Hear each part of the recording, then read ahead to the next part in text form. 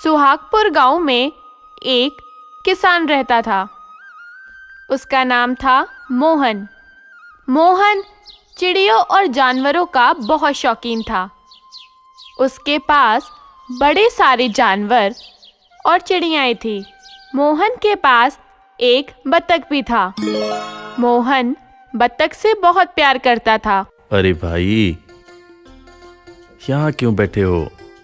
ये लो, मैं आपके लिए दाने लाया हूँ।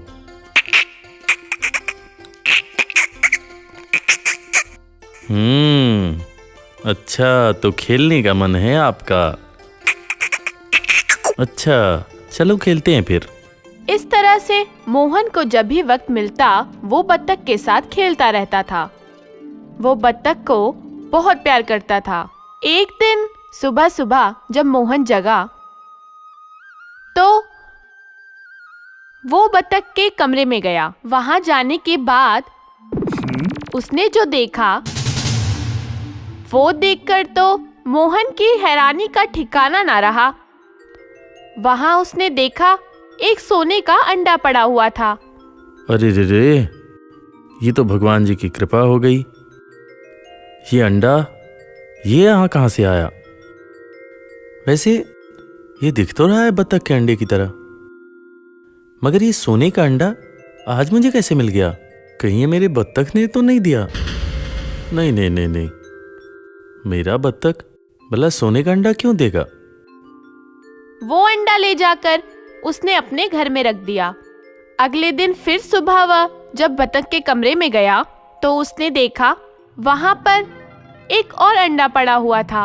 वो बहुत अचंभित हुआ। हे भगवान, मेरे पे किस भगवान की कृपा हो गई? मुझे तो हर रोज एक सोने का अंडा मिल रहा है। अगर ऐसा हुआ तो मैं तो बहुत पैसे वाला बन जाऊंगा। मैं तो बहुत अमीर बन जाऊंगा। खैर, उसने उस दिन भी वो अंडा रख दिया। मगर अब ये सोचकर मोहन को सारी रात नींद नहीं आती थी कि आखिर ये अंडे आ कहां से रहे हैं। उसने एक प्लान बनाया।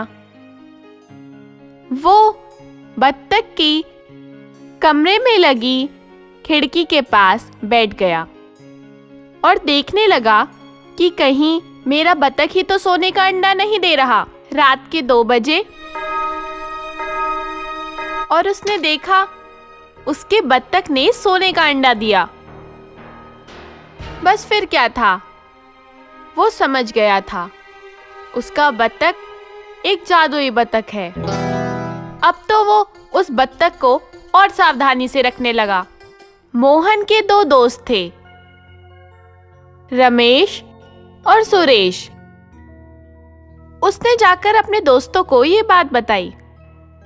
अरे रमेश, यार कमाल हो गया, मेरे पास एक बत्तख है।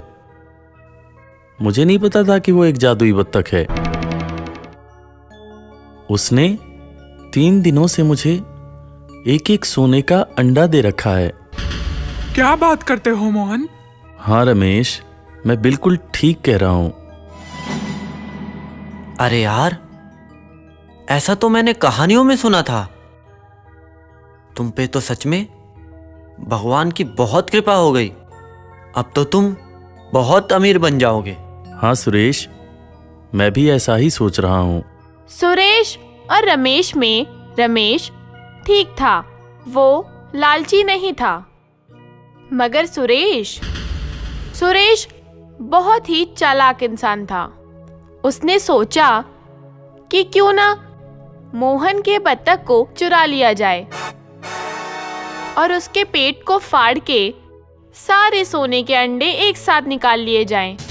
बस फिर क्या था, अगले दिन वो चाकू लेकर मोहन के घर पहुंच गया। उसने बत्तख को देखा और देखते ही उसका गला पकड़ लिया। आजा बेटा, आज तो मैं सारे अंडे निकाल के रहूंगा। आजा बेटा। ये क्या, उसने बत्तख के पेट को फाड़ डाला। मगर फाड़ने के बाद उसमें तो अंडा था ही नहीं। सुरेश को जैसे बिजली लग गई। उसने जल्दी से चाकू छोड़ दिया और बत्तख को छोड़कर वहां से भागने लगा। वो भागने के लिए जैसे ही दरवाजे से बाहर आया कि मोहन की नजर उस पे पड़ गई। मोहन को लगा कि जरूर कुछ दाल में काला है। अरे सुरेश, तुम भाग क्यों रहे हो और तुम यहाँ क्या करने आए थे? मुझे देखकर तुम इतने घबराए हुए क्यों हो? तुम भाग क्यों रहे हो? सुरेश, अरे मेरी बात सुनो। सुरेश वहां से भाग गया। मोहन जब कमरे में गया तो उसने देखा कि बतख वहां पर मरा हुआ पड़ा है। उसने मुखिया जी से शिकायत की। अरे मुखिया जी, ये सुरेश एक नंबर का खराब इंसान है। इसने मेरे बत्तख को मार डाला। सुरेश, क्या मोहन सही कह रहा है? हाँ मुखिया जी, मेरे से गलती हो गई। मेरे मन में चोर आ गया था। मैं बहुत खराब इंसान हूँ। मुझे जो भी सजा देनी हो दे दो। मैंने ही मोहन के बतख को मारा है। तुम्हारे जैसे घटिया आदमी के लिए इस गांव में कोई जगह नहीं है। दफा हो जाओ और इस गांव में फिर कभी ना आना। मुझे माफ कर दो मुखिया जी, मैं ऐसी गलती दोबारा नहीं करूँगा। बिल्कुल नहीं। इस गांव से बाहर जो तुम्हारा ससुराल है, तुम वहीं रहोगे। इस गांव में कभी नहीं आओगे। और इस तरह से मुखिया जी ने सुरेश को गांव से बाहर निकाल दिया। बच्चों, इस कहानी से हमें यही शिक्षा मिलती है कि हमें दूसरे के पैसों को देखकर, दूसरे की धन संपत्ति को देखकर उसे हड़पने की लालसा नहीं होनी चाहिए। यानी हमारे मन में किसी के भी प्रति बेईमानी नहीं होनी चाहिए, क्योंकि सोचते हम दूसरे का बुरा है, मगर असल में बुरा हमारे खुद के साथ होता है।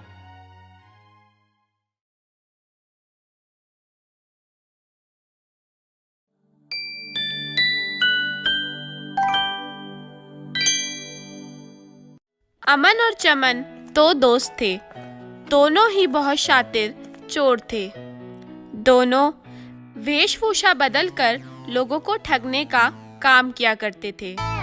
वो अलग अलग जगहों पे अलग अलग वेशभूषा बनाकर लोगों से पैसे, जेवर इत्यादि हड़पने का काम किया करते थे। एक बार की बात है, दोनों एक प्लानिंग के ऊपर बात कर रहे थे।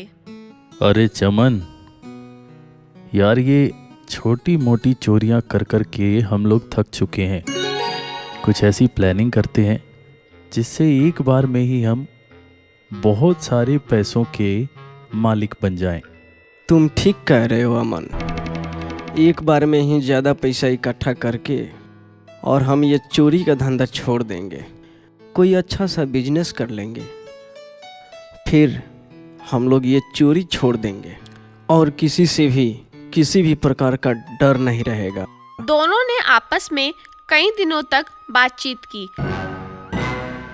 उन्होंने सोचा क्यों ना लोगों को बेवकूफ बनाने के लिए एक ऐसी भैंस बनाई जाए जिसे वह जादुई बता सके। उन्होंने सोचा कि क्यों ना लोगों को ये बताया जाए कि इस जादुई भैंस में जो भी चीज डाली जाती है वह दुगनी होकर निकलती है। इस भैंस को लेके हम लोग गांव-गांव जाएंगे और बहुत सारे लोगों से जुड़ेंगे और उन्हें बेवकूफ बनाएंगे कि वह इसमें अपने गहने और अपने पैसे डालें जो कि दुगनी होकर निकलेंगे। अरे अमन, इस भैंस में से अपने आप ये चीजें कैसे बाहर निकलेंगी? अरे यार, तुम्हें इतनी भी अकल नहीं। तुम इसी भैंस के अंदर बैठे रहोगे और मैं बाहर से जो कुछ भी बोलूंगा तुम वही काम करोगे। मैं जो भी चीज अंदर डालूंगा वही चीज 2 गुनी मात्रा में तुम अंदर से बाहर फेंक देना। और इस तरह से मैं लोगों को विश्वास दिला दूंगा कि यह एक जादुई भैंस है। अपनी प्लानिंग के अनुसार वह अपने पास के गांव में पहुंच गए। वहां जाकर अमन ने जोर जोर से आवाज लगाई, आ जाओ भाई, आ जाओ। पहली बार, इतिहास में पहली बार एक चमत्कारी भैंस आपके गांव में आई है। बहनों और भाइयों, मेहरबान, कदरदान, पानदान, पीतदान, थूकदान, आ गया है आपकी हर समस्या का समाधान, जादुई भैंस। जादुई भैंस, जी हाँ, अब आपके गांव में आपकी हर समस्या सुलझाने आ गई है जादुई भैंस। आ जाओ, आ जाओ, आ जाओ, अपने घरों से बाहर आ जाओ और फायदा उठाओ इस अवसर का। आपके गांव में आई है जादुई भैंस। जादुई भैंस। अरे भैया, किस चीज के लिए इतनी चीख पुकार मचा रहे हो? अरे अम्मा, ये जादुई भैंस है, इसमें कुछ भी डालो ये दोगुना करके देती है। लाओ, इधर लाओ, तुम्हारे पास ये जो बीड़ी है मैं इसमें डाल रहा हूँ और ये इससे दुगुना करके बाहर निकालेगी।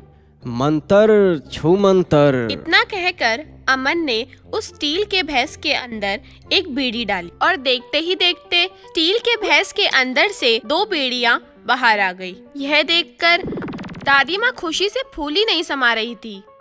अरे वाह, ये तो सच में एक जादुई भैंस है।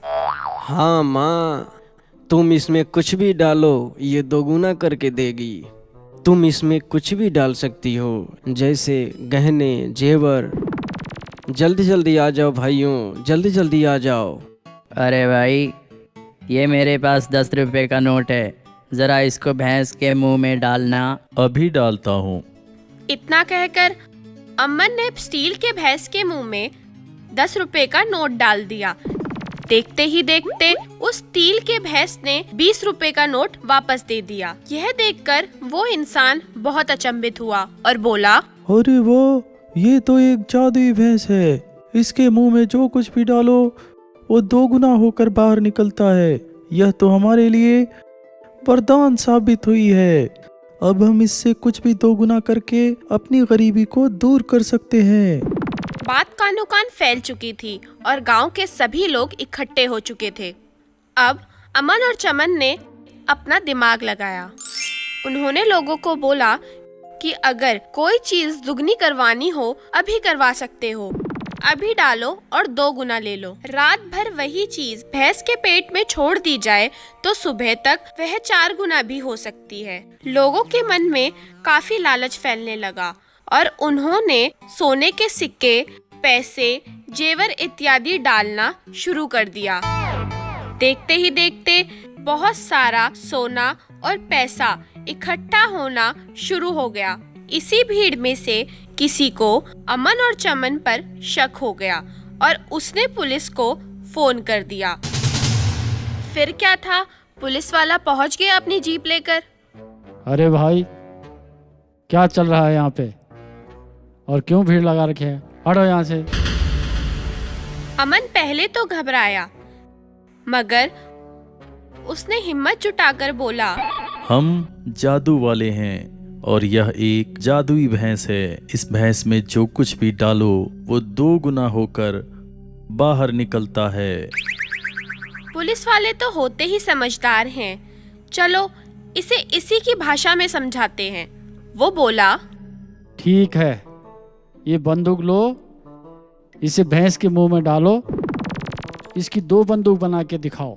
यह सुनकर अमन सकपकाया, लेकिन भीड़ से पिटने के डर के कारण उसने वह रिवॉल्वर ली और भैंस के पेट में डाल दी। जैसे ही वो रिवॉल्वर अंदर गई, अंदर से चमन बोल पड़ा, अरे अमन, ये क्या कर रहे हो? अब मैं तुम्हें रिवॉल्वर कहाँ से दूं? रिवॉल्वर मेरे पास तो है ही नहीं। भैंस के अंदर से आई इस आवाज को सुनकर पुलिस वालों ने अमन को पकड़ लिया और उसकी बहुत धुलाई करी। उसके बाद उस नकली प्लास्टिक के भैंस को खोलकर उन्होंने चमन को निकाला और चमन की भी खूब पिटाई करी तथा इन दोनों चोरों को जेल में ले जाकर बंद कर दिया। और हाँ, वो जो पैसे और सिक्के इन्होंने इकट्ठे किए थे ठगी के नाम पर, वो सभी गांव वालों को जिसका जितना बनता था वापस कर दिया गया। साथ ही पुलिस वाले ने एक हिदायत दी। तुम लोग कितने भोले हो, कितने मूर्ख हो, हर किसी की बात में आ जाते हो। अगर आज पुलिस नहीं होती तो तुम लूट लिए गए होते। इसलिए होशियार रहो और किसी की बातों में ना आओ।